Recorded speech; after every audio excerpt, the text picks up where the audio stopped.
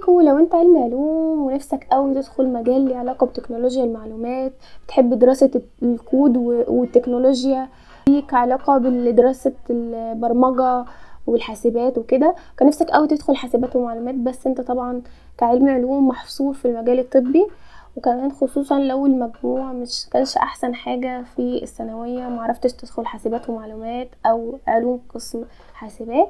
فالنهارده اللي عندي ليه قسم لقطه، هو قسم تكنولوجيا المعلومات في كليه علوم صحيه تطبيقيه في الجامعات التكنولوجيه، جامعه برج العرب، جامعه 6 اكتوبر، وفي جامعات تانية، بس على حسب كل سنه الاقسام بتختلف. ولو انت علمي رياضه وكان نفسك تدخل هندسه قسم حاسبات، او نفسك تدخل حاسبات ومعلومات ومجبتش مجموعه عشان انت علمي رياضه، عندي ليك حل بديل ونصيحه ممتازه في اخر الفيديو وفي نفس الجوله. ايه هو قسم المعلوماتيه الصحيه؟ يعني ايه معلوماتيه صحيه اصلا؟ تخيل معايا تدخل مستشفى حديثه دلوقتي، هتلاقي سيستم معمول فيه بيانات كل المرضى، وموجوده الاشعه بتاعتهم والتحاليل. اي دكتور ممكن لو عايز بيانات المرضى اللي هو مشرف عليه، ضغطة زر واحدة يعرف كل بيانات المريض، يعرف ايه العلاج المناسب يوصفوله. مش شرط نفس الدكتور يعالج المريض كل مرة، طالما موجود سيستم ممكن يعرف الحالة بتاعة المريض ذات نفسها.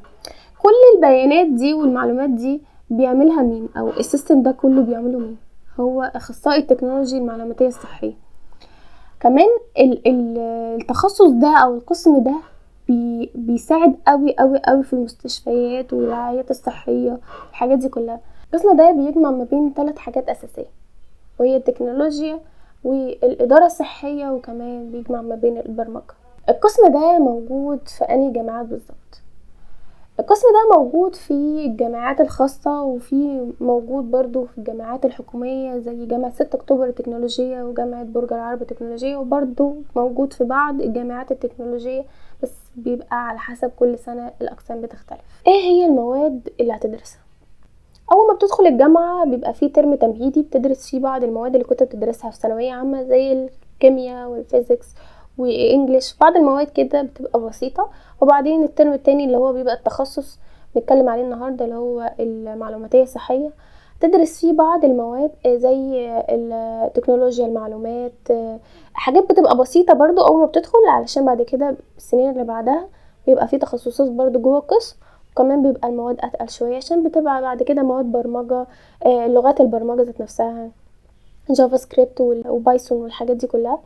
فبعد كده يعني بيبقى المواد بتبقى اتقل شويه. اما بقى المواد ذات نفسها اللي انت هتدرسها في الترم الاول او في مواد التخصص ذات نفسها، اساسيات البرمجه وقواعد البيانات والسجلات الطبيه الالكترونيه، وامن المعلوماتيه الصحيه السكيورتي، والمصطلحات الطبيه، بعض المصطلحات الطبيه برضه عشان انت هتبقى في مجال طبي، عشان تفهم برضه لغه الاطباء وتعرف المنظومه الطبيه شغاله. واخر ماده وهي الذكاء الاصطناعي. نيجي بقى لأهم سؤال، وهو هنشتغل ايه بعد ما نتخرج؟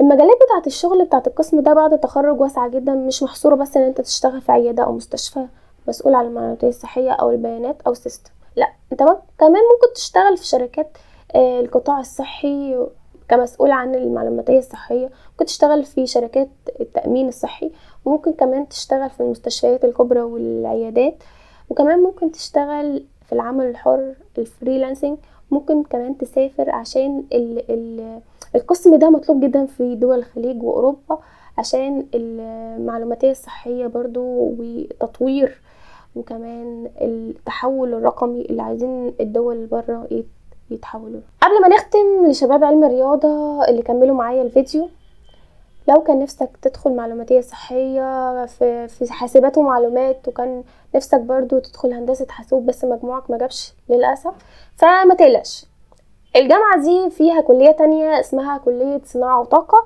فيها بتقبل من مين؟ تقبل من علم رياضة ودبلومات، فيها برضو تخصص الاي تي، وبيدرسوا فيها لغات البرمجة والاكواد والحاجات دي كلها. في دي نبذة سريعة عن القسم برضو عشان علم الرياضة ما يزعلوش. ولو عندك اي سؤال عن الاقسام اللي قلت عليها قبل كده في الفيديوهات برضو السابقة، ممكن تكتبوا لي تحت في الكومنتس وان شاء الله هرد عليكم. ولو عايزين برضو تكملة لموضوع الاقسام في الكليات التانية، ممكن تكتبوا لي برضو تحت في الكومنتس، وما تنسوش تعملوا لايك وسبسكرايب للقناة، وسلام.